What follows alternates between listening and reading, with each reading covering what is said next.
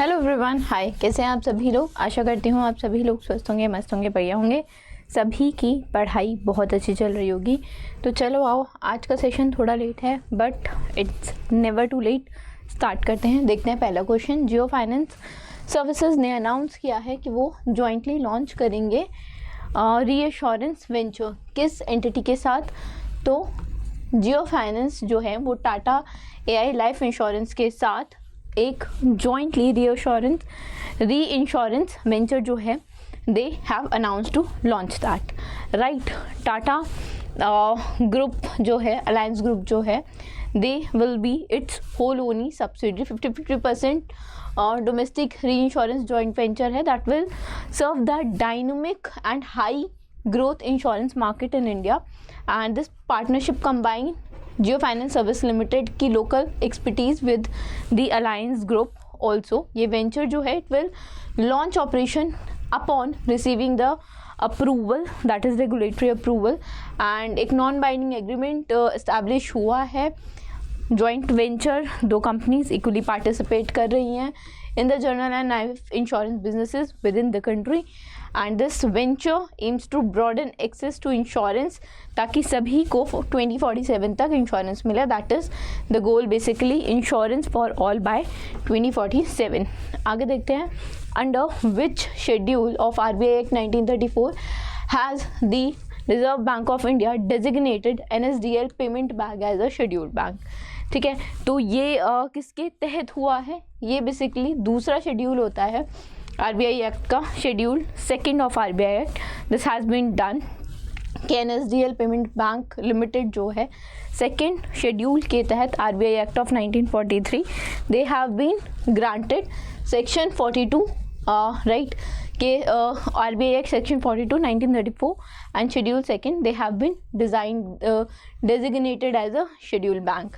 अब जो new status है वो कुछ फैक्टर्स पे अप्रूव हुआ है। एलिजिबिलिटी, जो बैंक है they can obtain loans RBI से एट अ बैंक रेट। ठीक है, पार्टिसिपेट कर सकते हैं क्लियरिंग हाउस पे, क्लियरिंग हाउसेज में, और they are authorise to engage in clearing houses operation, maintenance of cash reserve. NSDL payment bank must maintain cash reserve with RBI as mandatory by section 42 of RBI Act, and the enhancement reputation. This inclusion significantly boosts its reputation and credibility within the financial sector as it gained the scheduled bank status. Right, आगे चलते हैं। Ministry of Skill Development and Entrepreneurship has constituted a national steering committee to upgrade industrial training institution ITIs and establish the National Center of Excellence. Who is basically the chairperson of this committee? Rajit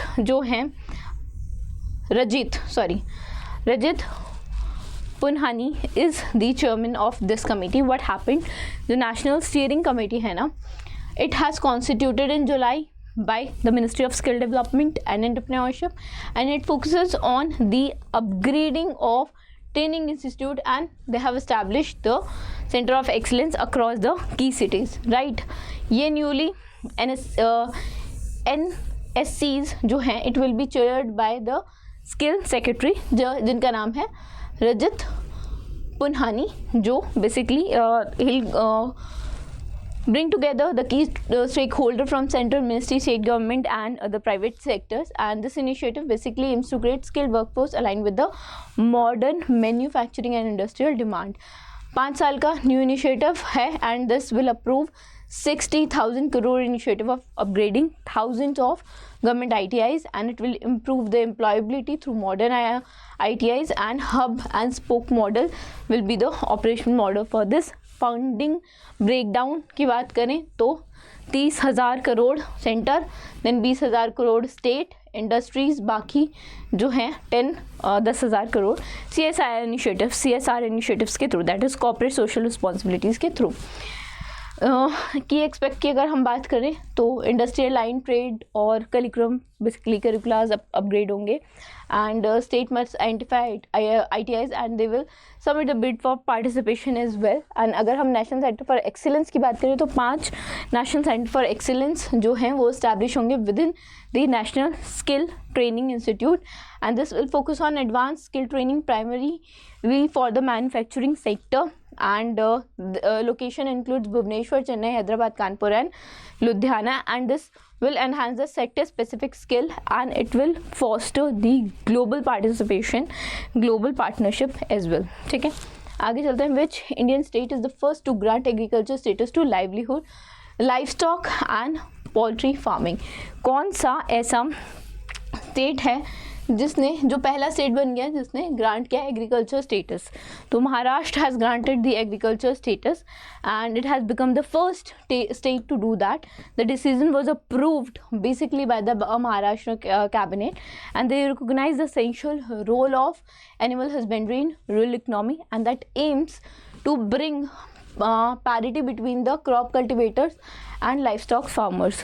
Over 37 million livestock farmers will be expected to benefit from this decision and gaining access to subsidized lower tariff and the institutional credit. The state government है, they also seek to foster the economic prosperity in both the coastal and inland areas that will generate employment and boost economy by integrating the fisheries sector with the agriculture.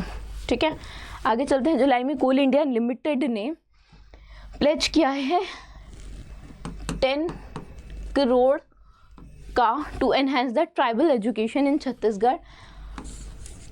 Chhattisgarh का जो Eklavya model resident school है उसके लिए they have pledge to give 10 crore of support to digital education, health and entrepreneurship programs of the students of 28,000 student है, tribal students है, 68 Eklavya model resident school के.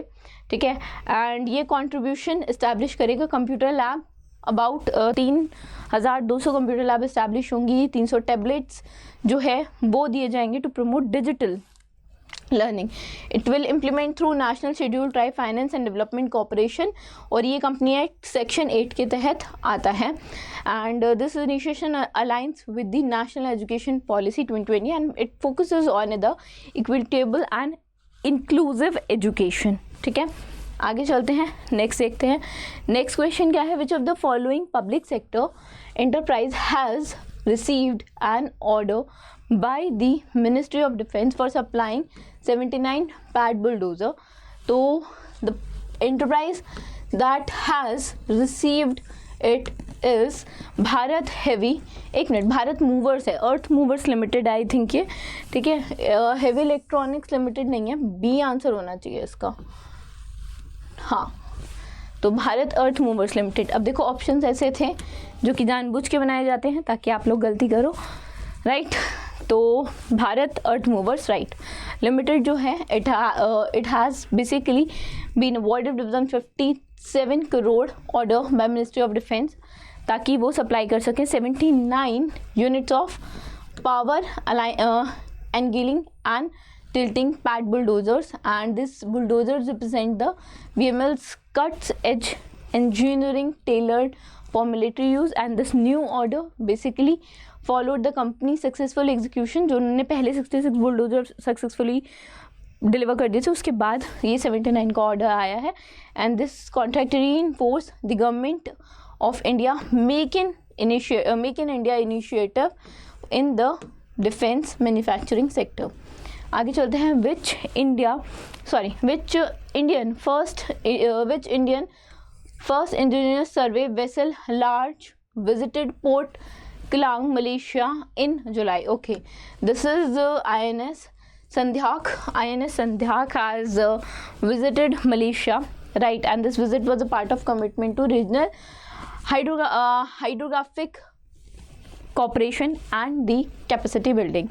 महासागर जो vision है which promote mutual and holistic advancement and for security and growth region was highlighted during this visit, and activities were intended basically to build international goodwill and demonstrate India's commitment to the regional maritime cooperation. अगर हम INS की बात करें संध्याक की तो 2024 फरवरी में commission हुआ. ठीक है, it has the extensive coastal and deep water surveying capacity or capabilities, right? It supports the research and rescue, SAR and humanitarian operation with onboard helicopter and hospital facilities भी हैं इसमें। आगे चलते हैं, नेक्स्ट देखते हैं क्वेश्चन। तो 2025 में अभी जुलाई में ही लाइरियोथिमिस अब्राहामी जो है, it has been found in the Western Ghats and it belongs to which species, dragonfly की स्पीशीज़ है ये, and it has been found in Western Ghat and this is a rare and local restricted species that is endangered to the or that is endemic to the southern and central western Ghats. It inhabits basically the diverse forest ecosystem from lowland forest to the mid elevation greenland forest and deciduous woodlands also. At it has an elevation of 52,000 or basically 1100 meters above the sea level, ठीक है, 50 से 1100 meters का above the sea level it has the elevation of that. Dragonfly जो है is named in the honor of Abraham Samuel, जो जनक थे किसके, odonatologist, basically he was the odonatologist, ठीक है, the first one from Kerala and he counted and the Kerala's odonate count has also increased to 191, जो कि जिसमें से कि 78 जो हैं वो बेसिकली स्पीशीज़ एंडेमिक है। आगे चलते हैं, नेक्स्ट देखते हैं कौन से प्लेयर ने डिफीट किया है, नहीं विच प्लेयर वॉज डिफीटेड, कौन सा प्लेयर डिफीट हुआ है रमेश बाबू प्रद्यानंदा के द्वारा in the freestyle grand slam chess event in July.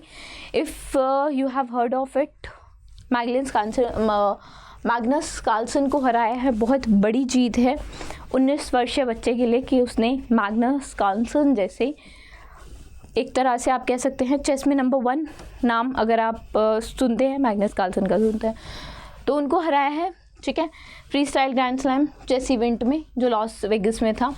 And this was a tour series of chess 960 tournament in 2025 organised by the freestyle chess operations and it have 5 of grand slam tournaments, ठीक है। चलो, okay, that was it from today's session. I hope you guys might have liked the session. पसंद आया तो like करना, channel को subscribe कर देना। Thank you so much.